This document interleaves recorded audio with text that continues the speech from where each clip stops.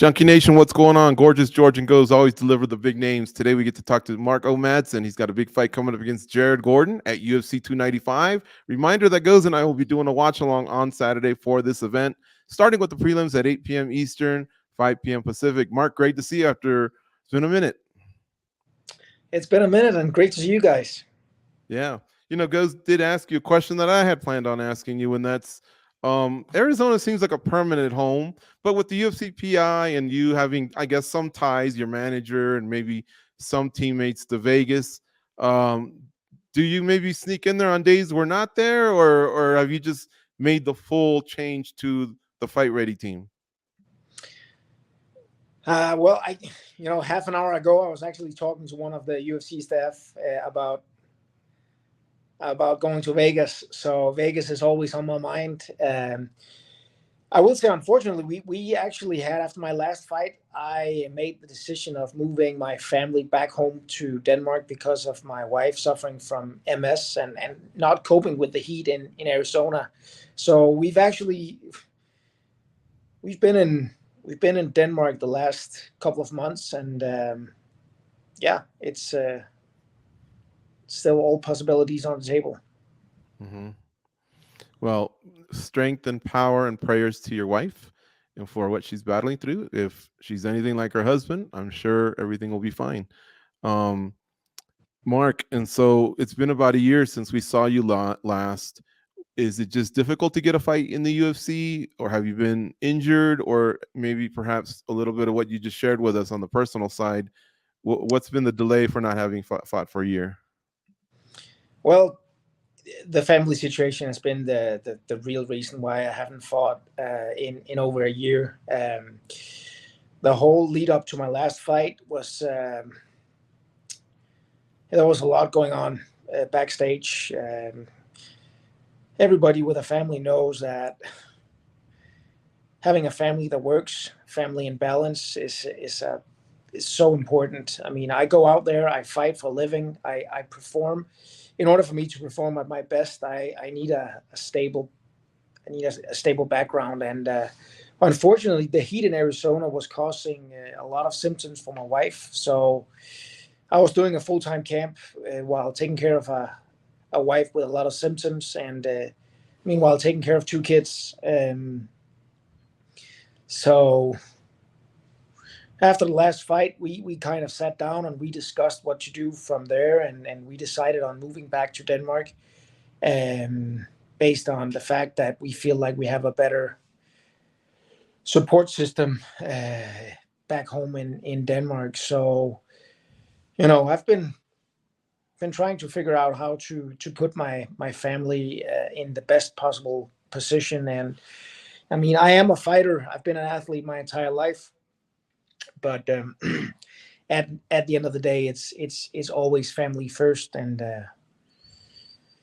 I'm glad to announce that we're back in a stable environment, and that have been able to train for this fight. It will be my first fight in the UFC where I haven't done my preparations in the United States. So I did 2 fight camps in Vegas, and then I've done 3 in Fight Ready Arizona. So this is my first fight camp outside of the USA.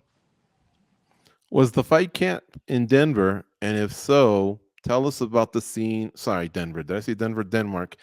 And if so, what is the scene like for Danish MMA in terms of coaches and training partners? Yeah, so I've done some of my training in Denmark.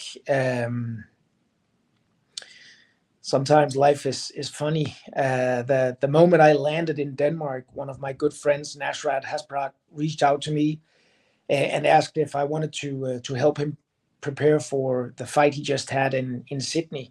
So an opportunity opened up, and I've done my camp close to my family in Denmark, and then I've had some short trips to Morocco training with Nasrat and his team in beautiful Rabat in Morocco. So it's been it's been very different, but it's been an amazing training camp, training in Denmark, close with my family, taking care of my family, and then with some short training camps in Morocco, and Nasrat is a great guy, and I also had the chance of working with Firas Zahabi.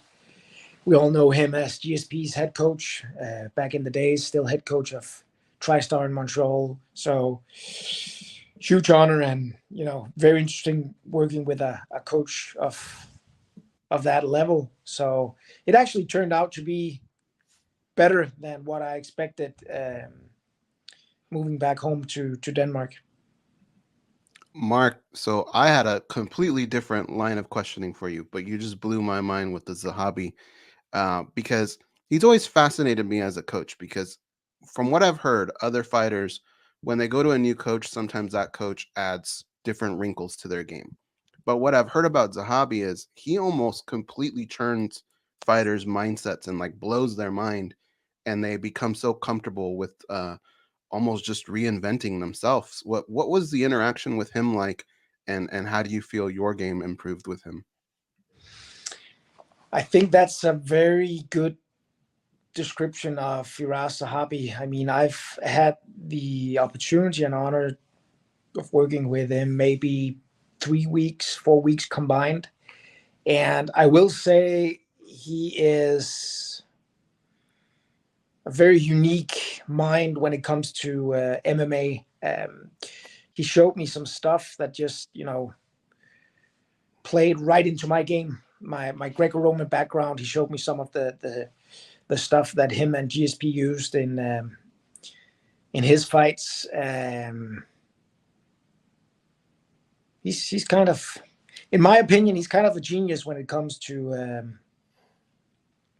developing a unique style for a fighter, because what he shows me is very different from what he shows Nasrat Hasparak. So yeah, it's been an honor, and it's been very interesting, and I'm very happy to tell you guys that Firas Zahabi is going to be coaching me this Saturday against Jared Gordon. Nice. Wow, that's awesome. So, a lot of people know you from wrestling, and it's very difficult to achieve such high levels in two different sports. And I guess my question for you is, was there a moment, like which one do you feel took longer to feel comfortable and feel like you had the right recipe and just start to build off of what you have between wrestling and mixed martial arts? Which one was like the one that took longer to get comfortable with? MMA for sure. No MMA? doubt about it. I believe I have some unique tools. I believe I have a unique physique that I have not been able to bring into play 100% in MMA, even as of now. And I'm do believe I have 12 wins, undefeated in UFC lightweight as of now. But I still feel like I'm struggling a little bit adapting 100% to the sport of MMA. And yeah, it's a development. I mean, it's continuous getting better, and I'm trying to find ways that I can improve. But MMA for sure. It's mixed martial arts, very complicated.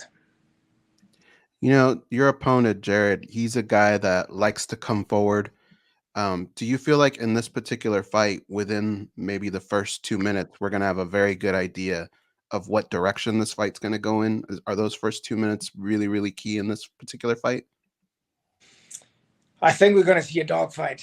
I know Jared Gordon is a tough fighter, mentally tough. I know there's no quit in him. I know he's happy swinging, big throws.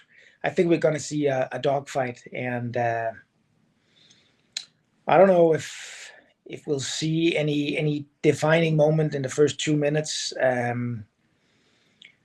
But it usually doesn't take longer. First 30 seconds, first minute, you usually get in there, and then you need to oppose your will. You need to dictate like what direction you want to lead the fight. So I don't know. It's interesting. I know Jerry Gordon is a tough fight, and can't wait to get in there. Mark, this is the 30-year anniversary show for the UFC on November 11th, 2023. The UFC started November 12th, 1993. 1 day shy, but I think we all understand. It's a big event. You've been there for 24 hours in New York. Have you felt any either buzz or anything different just from working with the staff about Saturday's show? Or is it just another fight for you? No, this one is special, and you see it, you feel it everywhere in the hotel. Even the small details, like the clothing is the UFC fight kit is different. A lot of colors, a lot of unique details highlighting that this is a 30-year anniversary. So this one is special. And to be honest, whenever you're fighting in New York City, Madison Square Garden, I mean, it is special. I mean, we're talking about the arena, Muhammad Ali, Joe Frazier. This is an historic arena. So nationally, it's a special event, and you do feel it. Can you show us the kit? It's in my back, so no, I can't show you right now, but I will tell you that the lineup of shorts and fighter t-shirts was very colorful compared to what I've seen before. So a lot of colors in there, and yeah, they are making something special for this one. Very cool. Hopefully they bring a lot of legends from UFC 1 or, anyone that's been a part of the last 30 years. I'm really looking forward to it. I love these landmark dates. We have UFC 300 coming up in 2024. And then, of course, this 30-year. One thing, though, if you can tell them, I saw a fight recently, and that 30-year thing was coming off. So hopefully they can get on top of that. It was, I think, maybe the Sao Paulo card. I can't remember. I was like, what's going on here? I don't on somebody's face. Yeah, they've been sporting those gloves all year. So I don't know if maybe the climate in Sao Paulo was different or what, but the stuff was peeling off. We can't have that. But anyway, Mark, always great to catch up with you. It is fight week. I know you had a delay in getting there, so we'll cut it short for today. We'd love to catch up with you, of course, in the future. Maybe perhaps the next time you're in Vegas, we can talk about a whole bunch of other stuff. But thank you as always for your time, and good luck on Saturday. Thank you so much.